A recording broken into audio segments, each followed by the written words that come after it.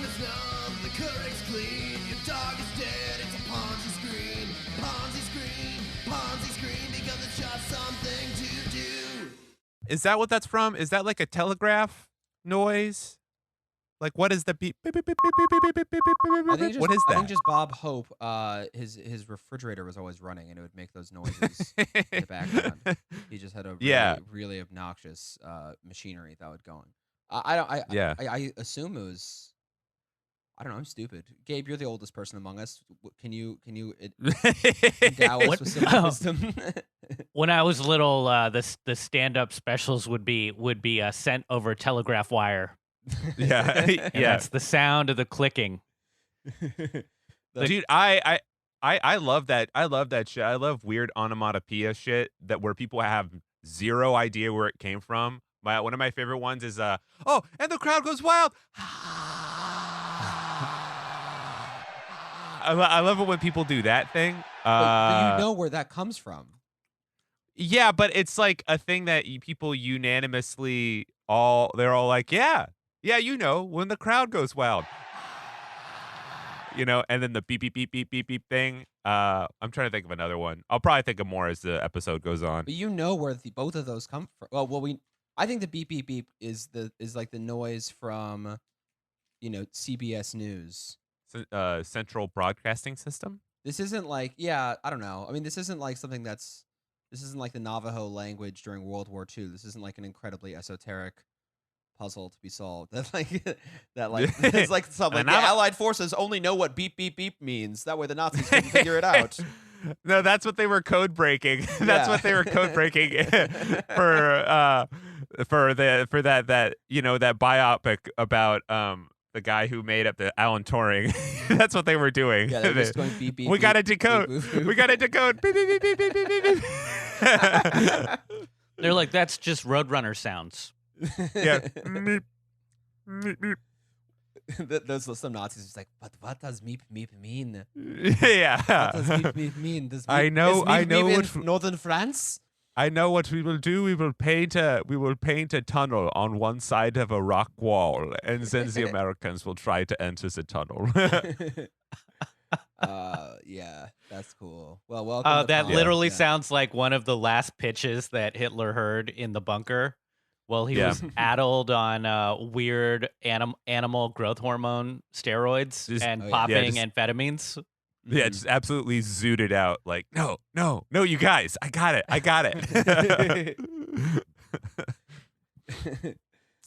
Yeah, that sounds good. That sounds good. I don't know. I was just trying to think of like funny movies that Hitler would just try and be like taking. That he would just be like taking pleasure from in order to, or just like taking ideas from. Like he's just like watching Charlie Chaplin movies or something. It's like, okay, so we'll jump on top of a train and then we'll umbrella off. Everyone uses their umbrellas to fly, and then from there we'll kill the Americans because they don't have the umbrellas that we have. We'll have special umbrellas. We'll all have umbrellas, and then we'll all have like 8 children and be kind of excessively horny, which Charlie Chaplin was. Did you know that? I knew I liked him. I knew I liked him for some reason. He was fit. That's something people don't remember or recognize. He was cut. He was lean. He spent every day in the gym. Can you imagine Charlie Chaplin just working out with Kevin Hart? In the gym. We're gonna hustle hard. We're hustling hard. And he's just sort of like, it's just dude. like live. Chaplin had a hardcore rise and grind mentality. Dude, you don't see it because he put the grease paint on and wore baggy clothes, but he was a workhorse. Yeah, that's. I have a fondness for Buster Keaton because apparently he had a terrible voice. If we're talking about silent film artists, film artists. Is that why he did silent film? Yeah. Well, yes, David, and also no sound was invented quite yet. So, clever excuse. Yeah. They hated it when he smiled. That's why he only worked when he put no expression on his face. We're talking about Charlie these or guys, Buster? Buster. Dude, these guys are the best because they're just literally Jackass, but the other turn, but like in the 1910s. They're like, Hi, my name is Charlie Chaplin, and this is me stopping a train but not getting crushed by it. I'm just trying to think of like what's that guy where he just like beats up his dad all the time. oh, Bam Margera. Yeah, Bam Margera. Yeah, he's always Bam beating up his Margera, dad. and I'm throwing my dad in front of a train. Oh, come on, Bam. Oh, that's good. I like that. This is Ponzi Scream. My name's Dave. What's up? This is Ponzi Scream. My name is Gabe. Oh, geez. This is the PS, and my name's Danny, and I booked a round-trip nonstop flight from Seattle to New York for $200. Oh, Isn't that something? Big man. That's great. When are you going to go? October 19th to October 29th. Did we buy face shields for this? Are we wearing dental hygienist masks on the plane?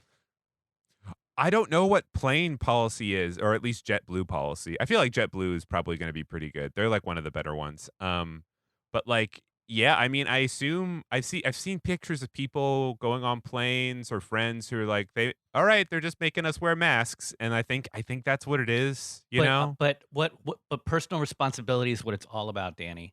What are you doing personally? Are we doing some World War Z type stuff where you're wrapping phone books around your wrists and arms with duct tape so that the zombies can't bite you there? Are we doing goggles? Are we wearing rec specs?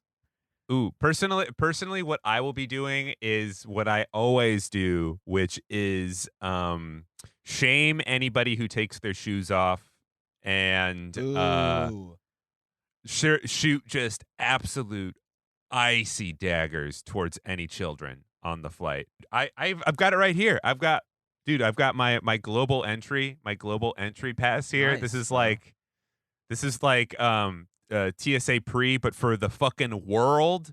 That's how fucking much I have economized my flight habits. I don't wait in lines, dude. I'm not a punk. I don't wait in lines. I don't do that shit. I'm not like how other people fly. All right, I'm business about it. I'm in coach. I'm in coach with the rest of the rabble. But like those people who are like they look like they just woke up from their fucking 4-day adventure in Las Vegas and they look like absolute shit. Like, no, that's not my deal. I get to the security place. I say, pat me down. I'm not going through that thing. And then I get there, and when they start doing the boarding sections, I say I don't stand in that line, unless it's the one where you have to stand in line in order to get a good seat because it's open seating. But I'm not doing that. I don't wait in lines. I hear you. You remind me of my my favorite rapper, R.I.P. Big L. He had one line: "I don't bring luggage. I go shopping when the plane lands." That's how I imagine you travel. That's such a good line. That's so perfect. Good. I love that. Yeah, duty free. That's so beautiful. And please don't stay away from us. Please just don't. Look, I have remained the dirtiest person throughout the podcast, throughout all of this. I have never not been outside.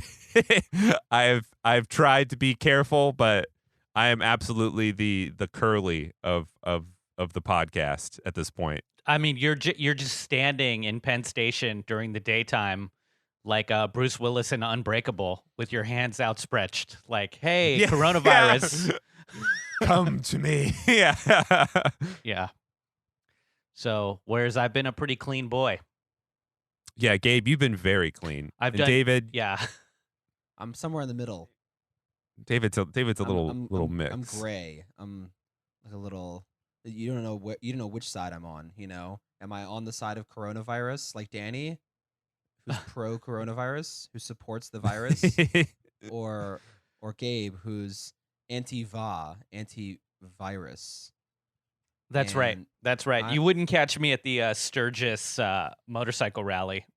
Oh my God, that's I love the reports coming out of that. That's hilarious. Right.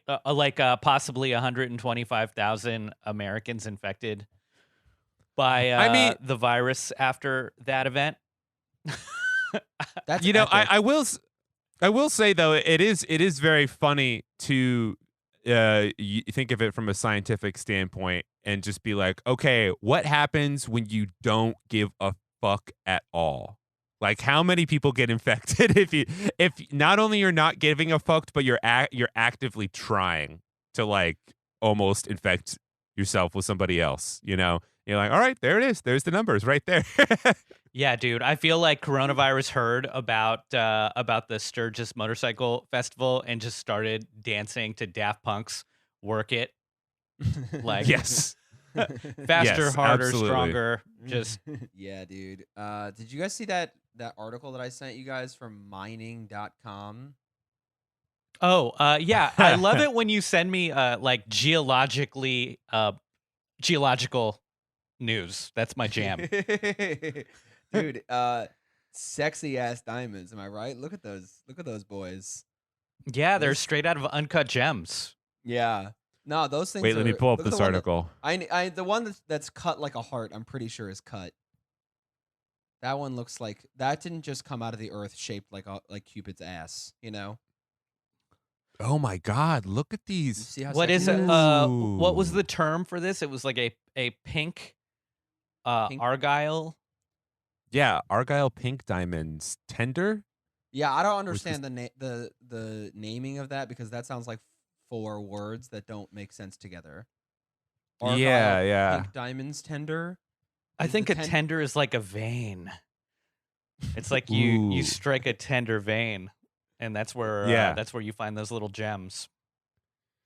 Yeah, during the COVID-19 restrictions, the tender was held virtually. A tender. It's like an Tender. auction. It's like an maybe. Tender. Yes. Okay. Yeah. Yeah. Wow. I mean, I Oh certainly my feel gosh. tender after I see some of those pretty crystals.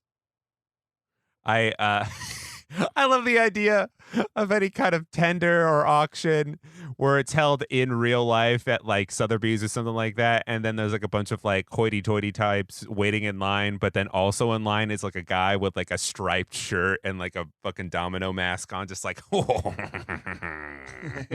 I will get these gems. So I love diamonds. Everything about them. The bloodier, the better.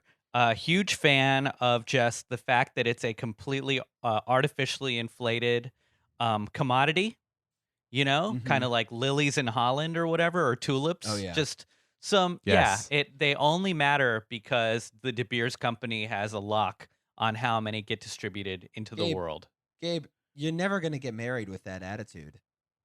I love how American women love, and men, everybody just loves getting diamonds to prove that they love someone, even though Yeah. that's a totally new concept. You know, it's only like 150 years old that anybody's considered rocking a gem on their finger A rock. to prove monogamy. Rocking a rock. Yeah, dude. All these losers, they all want the big diamonds. Look, I like diamonds, but I like them for practical applications. Look, put a diamond on the end of a cutting bit so I can get, I can like fucking like, make a nice sculpture. Put it on some sandpaper so it can blast through some steel. That's You know what I I'm mean? talking about, Okay, man. what I Danny's- want- yeah. I want a diamond on the end of a spoon. That way it can cut right into ice cream without having to worry about it. Like real, just straight through. Really a hard diamond spoon. Yeah. Hey, fellas, ladies, you ever have this problem? You're trying to tuck right into that Haagen-Dazs pint, but it's too cold, and your spoon bends. There's got to be a better way, and now there is. Yeah. De Beers providing new diamond-tipped spoons to help shovel Yeah. in that rocky road faster. You ever trying to cut through a fresh sourdough loaf and it's just too slippery? Well, now we got serrated knives with diamonds on the ends. There's some big news out of the mining sector this week. Rio Tinto, which is a big boy international mining firm. They gotten a little bit of they've gotten in some trouble recently. They've A gotten into kerfuffle. a bit of a kerfuffle. You could say that they've been destroying human civilization, and that's the fun thing about this story is that they actually are very, very directly destroying human civilization. There are a few different situations that have happened in Australia and in Mongolia. First, it looks like in Australia there was a huge blast, okay, that happened in this Aboriginal heritage site. Okay, what ended up happening was there's this part of Australia called the Juukan Gorge. Okay, and the Juukan Gorge, there was a destruction. There was kind of a blasting that took place in order to get some copper, I think it was, and Hell yeah, All for pennies, perfect, and wiring. Nice. for Yes. sick pennies. And this is going to become we'll talk about this in a sec, but copper is going to become a much bigger deal when we get more into renewable energy. And so all this stuff is just kind of being incentivized more and more. So, and they were looks like what they ended up destroying accidentally or not, we don't know. I don't know why it sounded so ominous there. They destroyed a 46,000-year-old Aboriginal heritage site. Nice, dude. Paved paradise and put in a parking lot. So how old was it?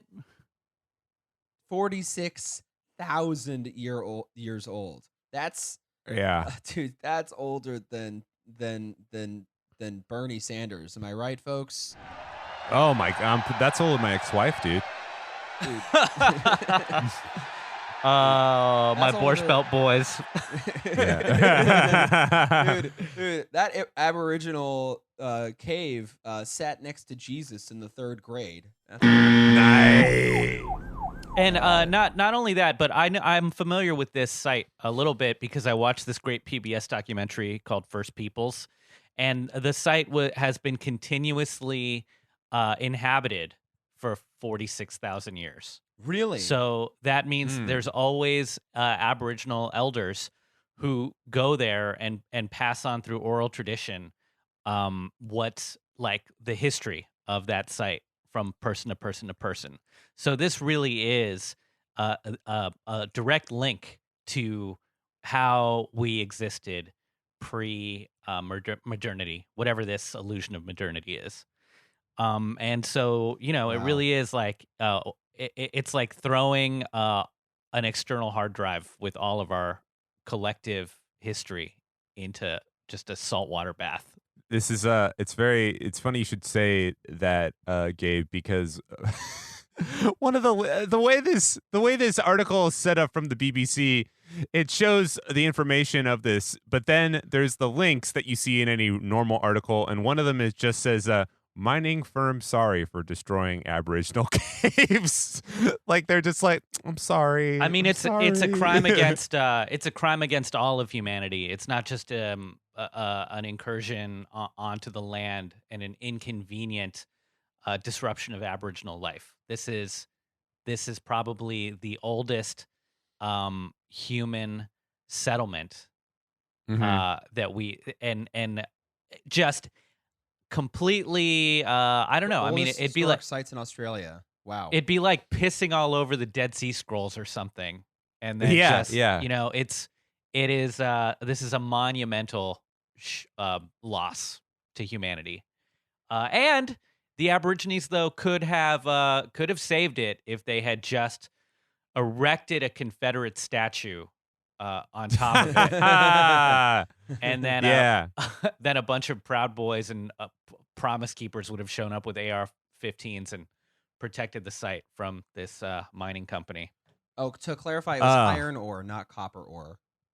Iron ore. Yeah, and Gabe, come on. There was $75 million of high-grade iron ore below those caves, and we needed to... Man, give me that iron. It's Come impossible on. to find iron anywhere else besides underneath Aboriginal sites. There's a very well-known stereotype. It's that is that Aboriginal people are just constantly hoarding iron ore, and they're using their cultural sites as cultural shields against the mining. So it's I really mean, it's really their fault for having these sorts of things. It's a disgusting use of these sorts of sites as shields. yeah, I mean, it would be like it'd be like digging directly underneath the Parthenon in Greece Yeah. for for copper. Can you imagine that? Like, I mean, this is for what I'm reminded of is like the blast in Pompeii. You know, like the guy jerking off from the blast in Yeah. Pompeii, and then them Yeah. just That guy. destroying that dude's house just so they can find some iron ore. It's fucked up. That's a hot area for timeshares. Pompeii. I mean, I think it's still probably a great vacation spot. Yeah. Oh, yeah. So they what I thought was really bad in this BBC article, they call I just think this is bad language. I'm not happy about it. They called it that the representative of the firm said that losing the site was quote a devastating blow. Bad pun. I'm not. That's not funny. That's not. Oh God. Oh, I know what you're talking about now. Oh, I didn't pick up on that. That's not cool. I don't like that. I'm not. I'm just that actually kind of makes me furious. That's a real insult to injury. Why would you think that that's funny, or like why would they? I don't know. Do you guys think that they were being intentional about using that sort of punny language? No. But it was that's literally like 1 inch above just being like, my bad. Like it almost would have been more respectful for them to be like, my bad. Yeah, well, I mean, at least we're at the end of history, so we really don't have to learn anything about the past because the free market is the logical conclusion of all human uh, uh, striving for progress Oh and yes. civilization. So who cares? Who cares about the caves? I wonder what Francis Fukuyama would think of these destructions of these caves. I don't know. It kind of makes me think about the distant future, though. Like, what if, like, in like 50,000 years, there's like a whole nother society that's like, excavating or has evolved, and now they breathe carbon dioxide instead of oxygen, because the Earth is like Venus now. Oh, And hell yeah. they're digging and digging and digging, and then they find like an ancient artifact, and they're like, you have to preserve it. You have to preserve it. And it's just a cheesecake factory from like now. Maybe, who knows? Maybe those caves were their cheesecake factory back in the day, Well, but they were used continuously for nice things, right? Like like a cheesecake factory, David. yeah, that's a good point. If you revere cheesecake factories such that you teach your like 46,000's worth of generations about it every year, it is exactly like that specific cheesecake factory. That's their slogan. Cheesecake Factory, used continuously for nice things. So apparently after this happened, they Rio Tinto they had hired a high-powered law firm to fight any potential legal challenges from the groups that I'm totally gonna mess up their name, Hutu Kuntu Kurama and Pinikura people. That was to try and basically they already hired law firms to stop to meet legal challenges to stop this blast. They were meeting minutes from a discussion between high-level staff on May 21st. Basically, there's this internal document that the Sydney Morning Herald got that showed that there was an ongoing parliamentary inquiry into the destruction of the heritage site, and this document shows that the company was willing to fight any injunction attempt from I assume the PKKP is the parliament to stop the blast, or from the people. Sorry, the PKKP are the name of the people, who the Aboriginal folks, and oftentimes punishments or legal battles or publicity statements are just a cost of doing business for much of corporate America and for international for just capital in general, internationally or domestically, and they just need to hire a law firm and get a PR team ready to apologize and pay some nominal fee compared to their annual revenues, and then they can just do whatever the hell they want, including destroying human civilization itself. Was part of it the fact that they were in the midst of talking about it and then they already started blowing shit up? Yeah, I mean, I'm not. I think that they were trying to prevent it from happening.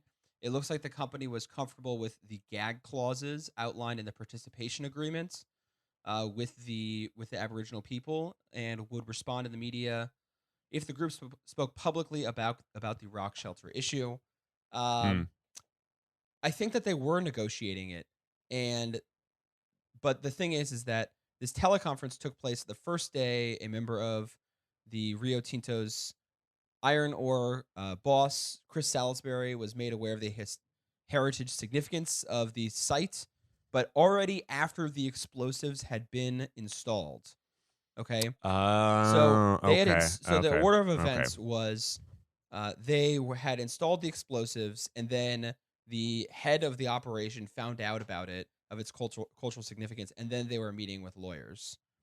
And so Okay, interesting. he was asking about the head of it, this guy Salisbury was asking about mitigation measures to protect the heritage sites, and requested that there be a review of the company's systems to identify additional concerns.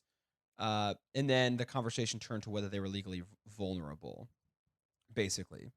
So Interesting. there's this Australian act called the Aboriginal Heritage Act, Section 18, that gave approval to cover the blast.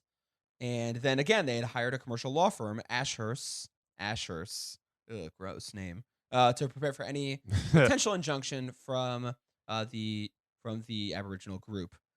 And so basically, they did their due diligence, and this memo kind of revealed that they knew exactly what they were doing, and getting ready to just kind of like deflect any sort of potential litigations or injunctions. Injunction is just the court legally telling someone that they have to stop doing something, right? Yeah. But it's always great to ask for permission after you do something.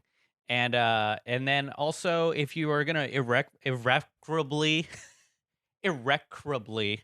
Irreparably. Yeah. if you're gonna irreparably harm someone, then you might as well do it, because they can't complain once their object is destroyed. There's no real coming back from it. Yep. That's why, police officers are trained to shoot to kill, because it's better to have a dead person and their family have a lawsuit against you than have a living witness. The living witness is more damning. Yeah. Right. Jacob Blake being alive is a huge thing that the police are not happy about.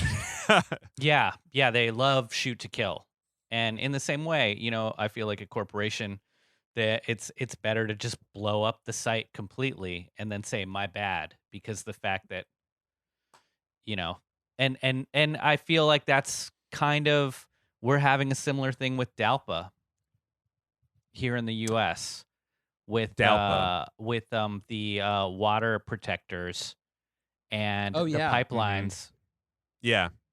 And also, just because something is legally permissible, or something will just cost a certain amount of money but is ultimately not bankrupting, does not mean that it should be done. Like, this is an irreparable loss, a permanent loss. CEOs should be killed, but they're not going to be, Yes. because it's seen as just a financial issue rather Right. than a violation of our universal human rights or whatever. This is a crime against humanity. Right. So the blast happened on May 24th and May 25th, and the people released a statement. The Aboriginal people released a statement slamming Rio Tinto for proceeding with the blast despite knowing of the site's cultural heritage value. Then there was a Australian parliamentary inquiry that recently has shown a spotlight on these gag clauses in land use agreements between miners and traditional owners that stop them from publicly opposing mining activity. So it's become a really a huge deal that to allow for miners to operate on some land that might be owned by by indigenous folks, that might be a little bit of extra money that they can get, but ultimately it's a coercive relationship, because if you allow them to do even something that is considered safe and might actually make you a little bit of money, they will, it's a give a mouse a cookie sort of situation, and they will take so much more than what the terms of your original relationship would be, and then they will pay it off afterwards, perhaps, but in a way that will cause irreparable harm.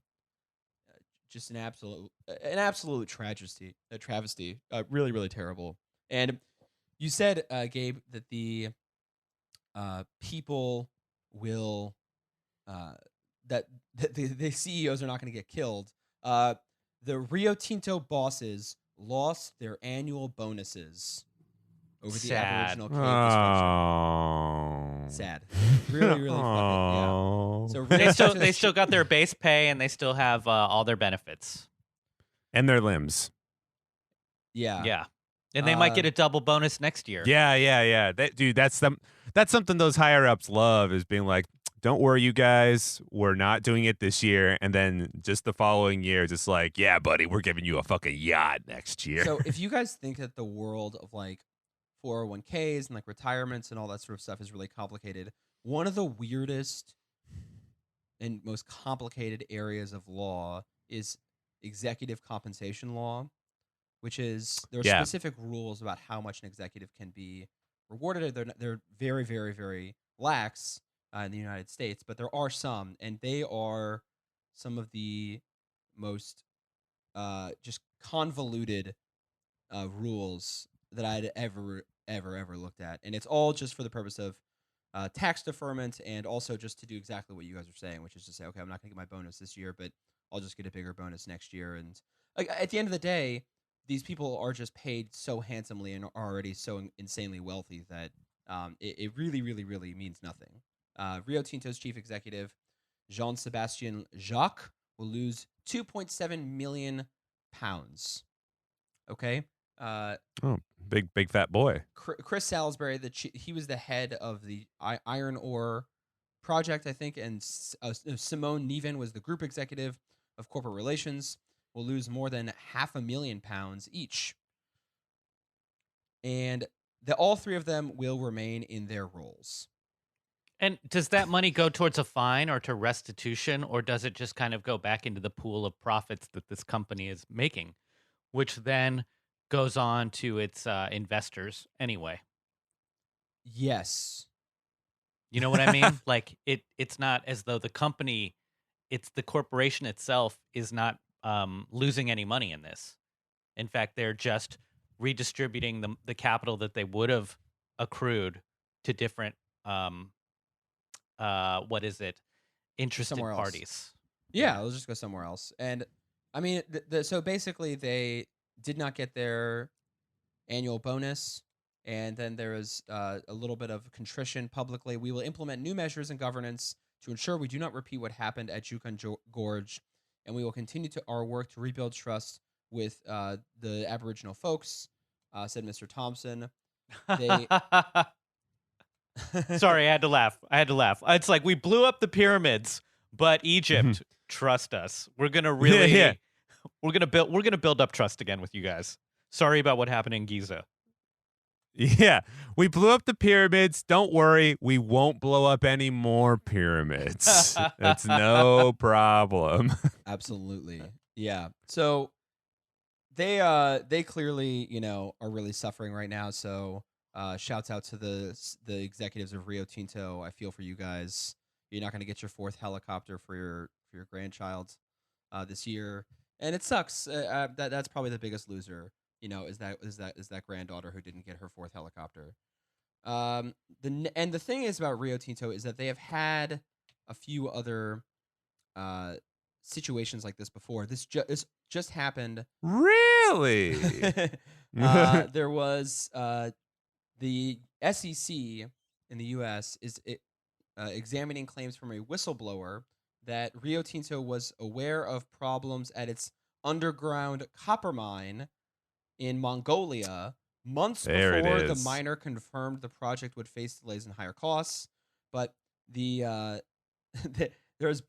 done these sorts of things before, because there's some issues with, ground instability. And look, mining is is something that really has to deal with all these sorts of, I don't know, mining issues. There's geological issues, and now there's these, cultural heritage issues, and they're really just all the different research that they have to do is really causing all sorts of delays. So they're seeing all these sorts of pressures from shareholders on making sure that they get these projects done in time, and if they don't, then a whistleblower is going to report them to the SEC for delaying this project, right? Like, so it's I guess the way of looking at this Australia situation is that there is this was not done in a vacuum. And when you look at the horse Mm-hmm. blinders of these CEOs who are like, we are going to face an inquiry from, you know,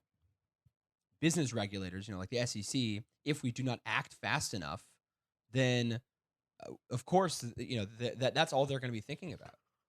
Oh man, that's like, man, I've never even. I mean, maybe I've thought of this in the past, but like I haven't even thought of like a reverse whistleblower. If that's what you're talking about, right? Like a person who is like a whistleblower, but for financial interests. So a person who's like, you're not destroying stuff fast enough. You need to do this quicker so we can actually make money because of fiduciary duty stuff. Is that what you're talking about? Yeah. That's insane. Oh my God. Well, it's because they don't factor in the cost of that the cultural aspect isn't factored in. It's not put Yeah. into the calculus. It's in the same way that if water is free, then the cost of water and the pollution put into the water isn't factored in when it comes to making profits for an industrial site. Or Right. Yeah. if air doesn't have a cost because it's a common, then they don't factor in carbon emissions. Right. So we're not factoring in that this is on protected, sacred Aboriginal land, or that it's a World Heritage site that was more valuable as a jewel to Australia than this ore. Yeah. Absolutely. It's weird because on one hand, it is what on one hand, it is like a sacred cultural site in Australia. And on the other hand, it's just precious metals in the earth. So, so it's like you've got this dual 1-2 of it's like, These are the no, two we keeping can't. Yeah, it's like, don't destroy this because there's literally nothing else like it. And then it's like, you're not working fast enough to get the copper out of the deadly mine. Work faster, you peon. Like that's ugh.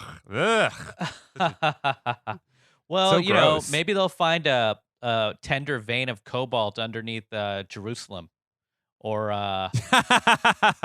you know what I mean? Like that's the only way we're gonna see a change in this type of uh, system where we start Actually, considering culture. that's actually, you know what, that comes closer to home than you even think, Gabe. I'm looking at a map right now, and you know how in the Battery Park there's Fort Clinton. You know what that is? That national monument down there. Yeah. Yeah, it's a really old piece of architecture, and like it's a literal fort from like Netherlands days in New York City. Word. And back in the 1940s and 30s, Robert Moses basically tried to demolish it so he could make a battery bridge. And there was supposed to be an additional bridge down there. It ended up becoming the Battery Tunnel, but he was absolutely steadfast in wanting to destroy it.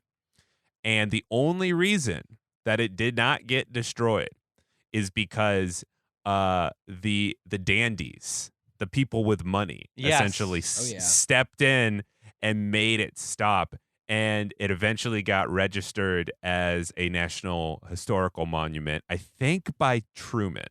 So it was one of those things where he literally had bulldozers waiting outside of it, ready to destroy it, almost for spite at a certain point, and it only stopped because like Eleanor Roosevelt was like, no.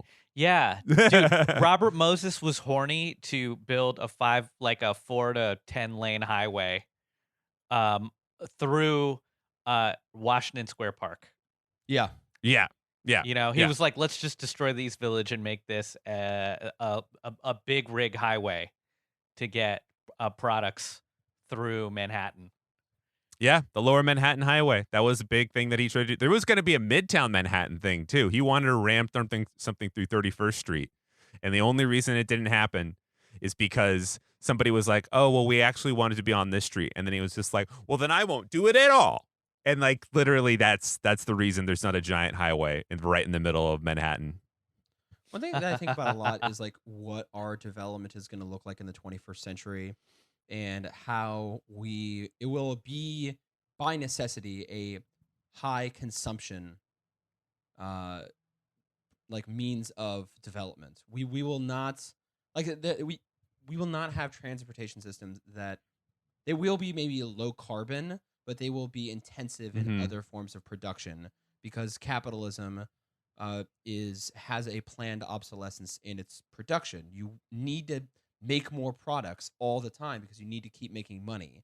They're not just going to like reinstate the trolley cart and just make a really dope trolley cart with like recycled materials because that wouldn't turn a profit. So there will always be a form of cultural development or a form of economic development that will be incredibly destructive to the environment, to culture, and to people's lives as long as capitalism is guiding development. Because ultimately, even if it's green development, even if this iron is used to build new electric cars or low carbon airplanes or things like that, it will always impede in have some sort of destruction in order to be able to do that. Yeah, it's extractive. Yeah, you know? because it's not the point of it is not to help people. The point of it is to dovetail making money with coincidentally helping some people. Right? Yes. The profit motive just happens to overlap with creating a low carbon future. I mean, that's me assuming that this iron ore, this copper mine in Mongolia is actually going towards renewable energy or anything like that. But that sort of stuff, even if it is going to create a new electric car, like lithium in Bolivia is another great example. We've talked about that before. The lithium mine in Bolivia, this is something that is harming indigenous lands. It's expropriating wealth from Bolivia and northern Chile, and it's really exposing it to a lot of potential environmental issues for the people, public health issues, but it's creating electric cars. And the thing is, you don't need electric cars to have a zero carbon economy necessarily. We could do economic and transit development that does not necessitate electric cars being the central means of transportation in this country. Exactly, because electric cars also will continue to contribute to the culture that is urban sprawl. Right. And the suburbs. Yes. It's all about reimagining the use of space. Think of the way that Robert Moses thought of reimagining space. Robert Moses fundamentally reimagined the spatial elements of New York City.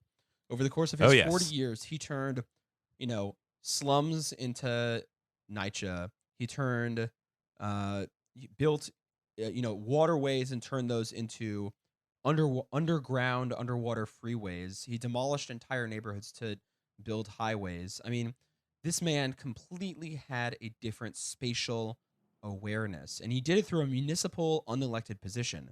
I mean, if you're thinking about what 21st century economic sustainable development could be, you need to think in those terms because the enemy does too. Yeah, it's you have to think of and like principally, I think this thought has dissipated a little bit, but you have to go from recreation to conservation, because I think we ultimately still think of these things in a recreational space. Like around the turn of the 20th century, you had a couple fucking weirdos like Teddy Roosevelt or whatever, who, even though he was like shooting rhinos in Africa, were like, we need to preserve the great spaces, et cetera, et cetera. But then in the middle of the 20th century, you had the Moses types who were like, I will preserve this space by turning it into a tennis court. And we're still sort of in that space, that head space in the 21st century. You know, we've kind of we're turning a little bit closer to it, but it's getting perverted by people like Elon Musk who are like, oh, I'm going to make the California Camry and have that be Tesla's Model 3. And it's like, no, that's still just extractive. You have to, it's like we have to actually think of what the land is and what it is on its own and not as a commodity, because even though you can't put a number on it, you know, it is valuable unto itself. Right. And this is a lot of like big language that we're talking about, but this is like they're very concrete, simple solutions, right? Like more density, more affordable housing, more transit. These are not like more like high speed mass transit, more biking, like bicycles, right? Like these are not very esoteric or ethereal concepts. This is just how basically urban development would have continued had car culture not completely overwhelmed, Smushed it. and smushed the United States urban development, right? It's and now we live in. I've also been speaking with some folks about this who think about just like how the suburbs creates its own political culture as well, and you know, we're dealing with the consequences of that sort of stuff right now. And I don't know, it's when you think about all of these sorts of big concepts related to urban development and economic development in the 21st century, you know, we always have to go back to the source itself. And at the source itself is extractive policies like Rio Tinto, you know, and Elon Musk tweeting, "We will coup Bolivia if we want to," or whatever. Did you guys see that tweet, by the way? Elon Musk, like someone said, "We caused a coup in Bolivia," and then Elon Musk replied, "We will coup whoever we want." No, but that sounds like him. Basically just admitting to the OAS supporting this coup for his own development. I don't know. Anything else on this before we move on? No? Okay. So want to look next at one of our favorite boys, one of the best fraudsters in the game. Love these dudes, really respect their work. They've been putting out hard, just like some cool shit. Big pyramid. Yeah, they got a whole culture. They got all over the world. They have like a really vapid, you know, health benefits section. I'm talking, of course, we all know them. We all love them. We all drink them. That's Herbalife, right, baby. We're talking about that's Herbalife, right. Okay, that's right. So, do you want a chalky milkshake that is going to destroy your liver? Ooh, Herbalife. I think that you took that directly from their marketing. Yeah, I stole their copy. Yeah. I apologize to them. So Herbalife was in the news this past month. They settled with a few different American regulators, including the SEC, for $123 million. Woo! All right. Not nothing. Not a nothing amount of money for bribing government officials in China and falsifying its books and records to cover that up, which is a violation of the U.S. Foreign Corrupt Practices Act. So Herbalife operates in China, and they were basically... So, fun thing about China is they have banned multi-level marketing. All right. wow. Okay. Sounds like Mao Interesting. did one good thing. He did it. He made the stop signs go upside down, which I'm cool with. Red means go, and someone banned multi-level marketing schemes. So Herbalife can still operate in China, but they cannot do the core elements of multi-level marketing that basically make it its unique and uniquely exploitative business model, right? So Yes. they are not allowed to if you sell Herbalife products to someone, right? This business starter kit, you cannot reap commissions from their future sales.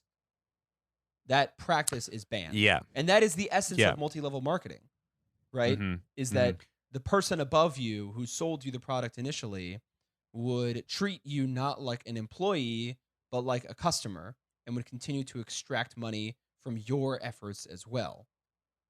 And so that practice is banned in China. They can get some sort of nominal bonus, but that's it.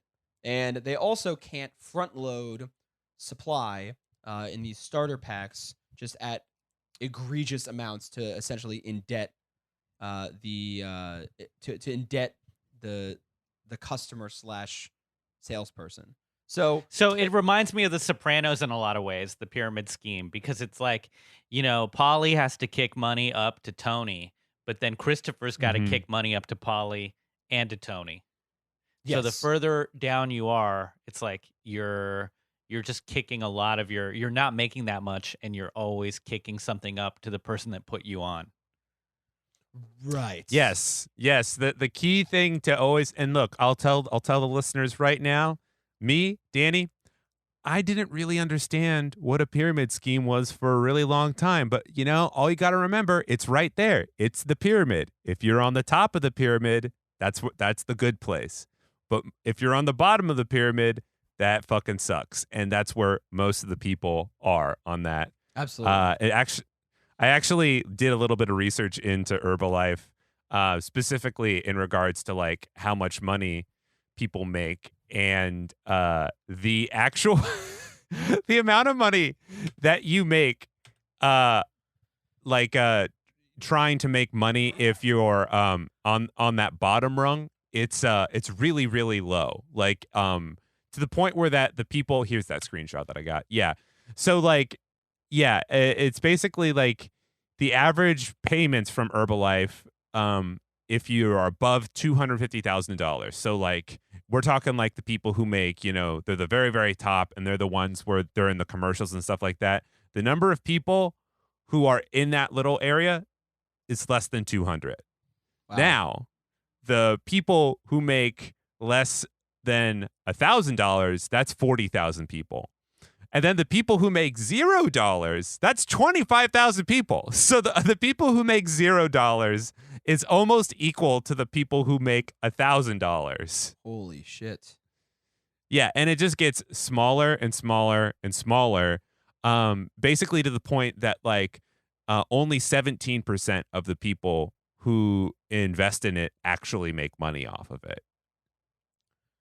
And these people are considered employees, right? Like the thing is like you would say it's like the mob, but at least if you're a capo in the mob, they're protecting you. You get benefits from it. They will. Yeah. You get some sort of salary in exchange for it. Like you do your work and you kick up all your earnings back up to the boss, but then he'll redistribute it and provide additional benefits as well on top of that. So they don't. Yeah. There's at least some employee benefits in a mob situation, as far as I you can get tell. to hang out at the clubhouse. You get meals comped every once in a while from like the local deli. Yeah. Yeah, you get a nice Christmas ham. You might get a really nice suitcase to bury a body in whenever you need to do that. Yeah. You get to touch butts of strippers, There's no bada bing at Herbalife. No. Just no. Solely bada boom. That's all More that like happens. bada bust for most people. There we go. That's right. That's right. Yeah. There we go. Yeah. So Herbalife, they're at it again, man. They're constantly getting in trouble, and so the thing is that China represents about 20% of Herbalife's global annual net sales, despite the fact that their core business practice, right, of just scamming the people and the bottom rungs of anyone below you, of actually like the pyramid is flattened in China, it still comprises 20% of their global sales in 2016 at least, and that's $860 million. So the Chinese people, they're not selling it to each other. They just kind of like bad shakes.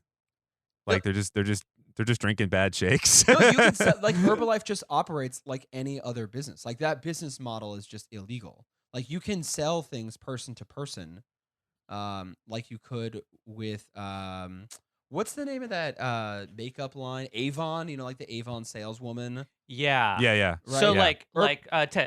go on. Herbalife operates like that. And So- why it's bad though is if let's say I am a multi-level marketing affiliate and I say, "Hey, Danny, do you like the shake I'm drinking right now?" And you go, "I'd love to buy some I shakes do. from you." I'd say, "Danny, you can of course buy a shake from me. But what would be even better is if you sign up as an affiliate. In which case, Yes. you get shakes Yes. at a discount and you get tons of money if you sign up a couple other people." And here's what's crazy, Danny, is once you sign up 4 more people, I get paid. And isn't that great? We all get paid. It's So yeah. no one actually ever buys the products retail. No one is actually buying the shake to enjoy it themselves. You're constantly kicking the shake down further down the line. And Yeah. they Yeah. disincentivize me actually just being like a bodega, a one-man bodega selling shakes. I'm Right. selling the dream that you can sell shakes and give me money.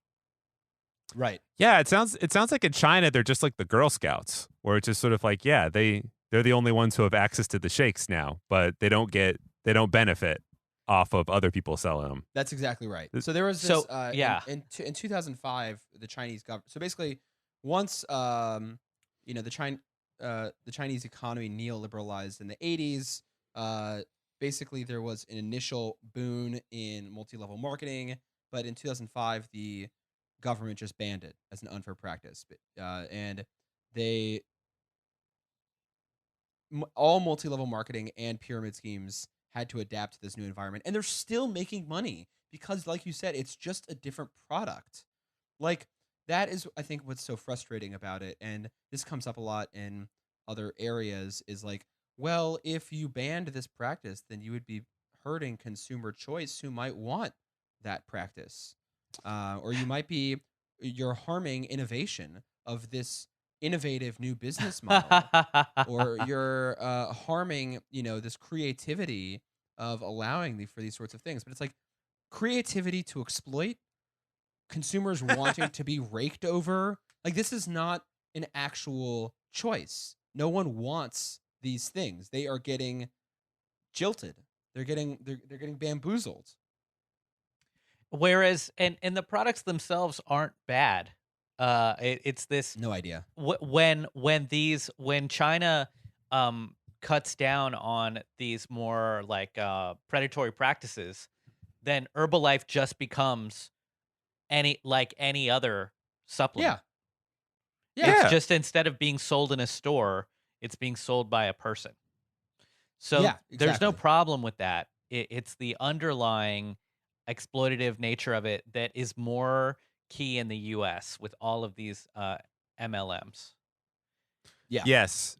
With the caveat with the caveat that Herbalife does have a real nasty habit of actually putting toxic things into their products. Really? Like no, yeah, I'm not even joking. They have a history of basically products that have caused certain types of like liver problems and what have you. But that's also kind of just associated with like the diet industry at large, because turns out when you're just kind of feeding people uppers and stuff, it's not good for their health. Also, the FDA doesn't regulate supplements That's in right. the same way it Yeah. regulates medicine. And Herbalife and these MLMs, as bad as they are not unique, because you'll look at companies like Johnson and Johnson that just like love putting cancer in their talcum powder, and not telling people about it Yes. for decades and decades. Or just Yeah. never, cool stuff like that. Yeah. So The funniest part about Herbalife is they are called that because the guy who came up with it literally just thought herbs were healthy. Hell yeah, dude. I like that's bitter herbs. fucking awesome. Yeah, yeah. Bitter the guy who Herbalife is just somebody that like just Passovers every day. There's like there's like the magic Herbalife, and it's just like a white high school stoner who is just smoking weed all the time. It's like it gives you life, man. It gives you life. Yeah, It's a magic herb. yeah, dude. Mark Hughes, the founder of Herbalife, is the absolute king. He died at like the age of 40 because he mixed too much antidepressants and alcohol. But before that, it's because he started Herbalife and like basically marketed it because through his dead mom. Like his mom died of dieting supplements essentially, and he was like, if my mom could have had Herbalife, maybe she'd still be here today. And it's like, God, you're crazy, man. He's an absolute psycho, or was an absolute psycho. That's insane. Yeah. So one last thing on China is on top of Herbalife having these multi-level marketing scams being restricted, capitalism is still moving into China in other ways. Recently, BlackRock, the world's largest asset manager, got Chinese regulatory approval to set up mutual funds in China. So as the Chinese middle class grows, in the 90s they were being nickel and dimed or being screwed over directly with these multi-level marketing schemes. Now they will be getting new mutual funds, basically. So now the average Chinese citizen is going to have 401ks or the equivalent thereof. And I'm sure that the Chinese government is going to be way, way more stringent about these things based off of the way that they are regulating multi-level marketing schemes.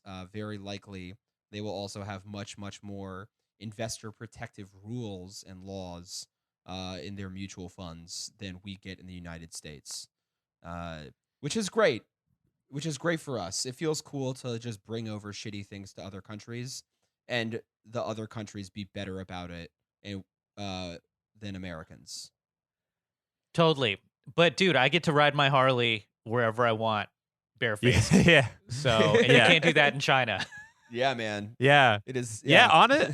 Honestly, if we're being completely honest, and I think this is a pretty good guess, that iron ore that got extracted from Australia is probably going to go to China to make buildings for Chinese people that can then accelerate, the myriad of environmental hazards and shit that happens there while they sell Herbalife to each other, but not so other people can sell it. Like just as a product. It's so it gets the capitalism. It just gets so mishmashed up. It turns into something else. Have you guys ever been to a fast food restaurant in other countries and just been so depressed by how much better it is?